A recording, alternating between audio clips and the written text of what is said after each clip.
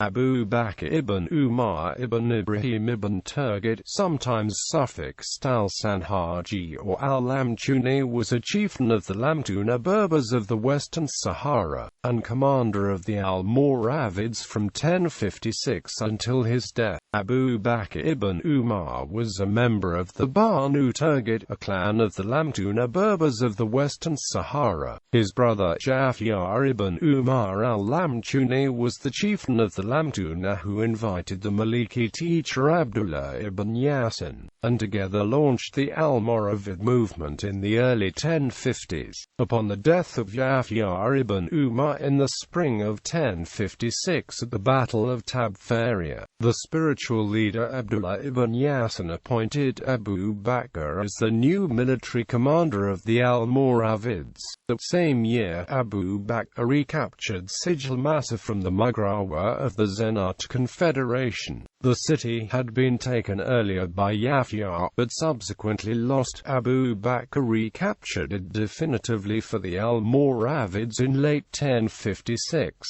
In order to ensure they did not lose Sijil again, Abu Bakr launched a campaign to secure the roads and valleys of southern Morocco. He immediately captured the Draa Valley, then moved along the Wadi Nul to the Almoravid movement. Abu Bakr led the conquest of the Su Valley of southern Morocco, seizing the local capital of Taro-Damt in 1057.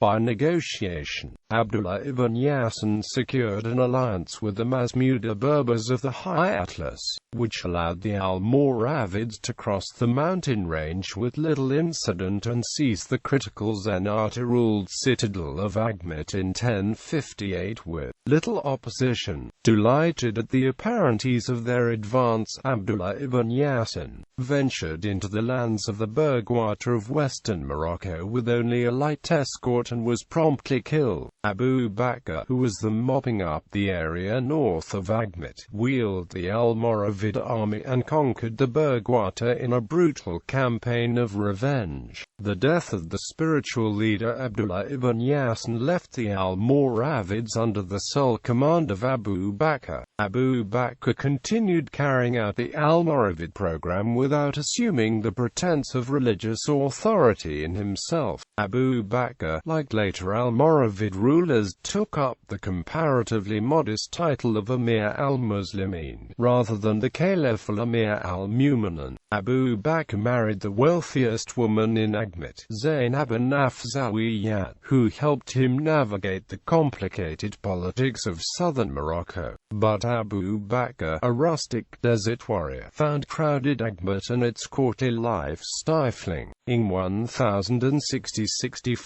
Abu Bakr and his Sanhaji lieutenants left the city and pitched their tents on the pastures along the Tensift River, setting up an encampment for their headquarters, as if they were back in the Sahara Desert. Stone buildings would eventually replace the tents, and the encampment would become the city of Marrakesh, an unusual-seeming city for the time, evocative of desert life with planted palms and an oasis-like feel. Abu Bakr placed his cousin Yusuf ibn Tashfin in charge of Agmat, and assigned him the responsibility of maintaining the front against the Zenata to the north. In a series of campaigns through the 1060s, while Abu Bakr held court in Marrakesh, Yusuf directed Almoravid armies against northern Morocco, reducing Zenata strongholds one by one.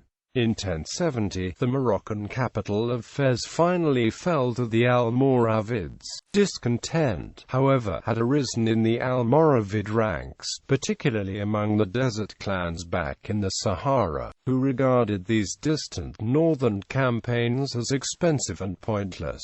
The Gudala tribe, who had earlier broken away from the Almoravid coalition, began urging other desert tribes to follow suit. After the fall of Fez, feeling Morocco was now secure, Abu Bakr decided it was time to return to the Sahara and quell the dissension in the desert homelands. He placed Yusuf ibn Tashfin in charge of Morocco in his absence, as was common among the Sanhaji tribes before extended military campaigns. Abu Bakr divorced Zainab before he left, advising her to marry Yusuf if she needed protection. Having quelled the discontent back in the Sahara, Abu Bakr returned north to Morocco in 1072.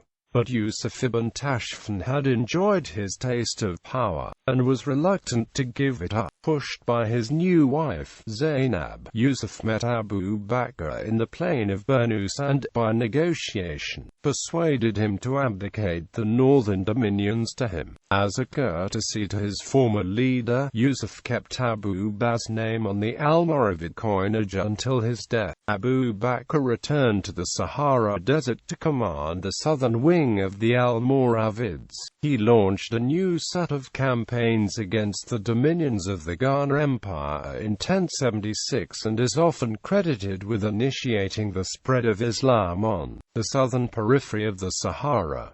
His campaigns are said to have gone as far as Mali and Gao. Abu Bakr ibn Umar died in 1087, and his dominions were partitioned among his sons and nephews after his death. Mauritanian oral tradition claims Abu Bakr was killed in a clash with the Gingara, relating that he was struck down by an arrow from an old, blind Gingara chieftain in the pass of Khma. According to Wolof oral tradition, a Syria bowman named Amar Godamat killed him with his bow near Lake Rzik. It goes on to note that Abu Bakr left a pregnant fuller wife, Fatima Sal, who gave birth to a son, the legendary Abu Bakr ibn Umar, better known as Ndiadian Ndia, who went on to found the Wolof kingdom of Valo in the lower Senegal River.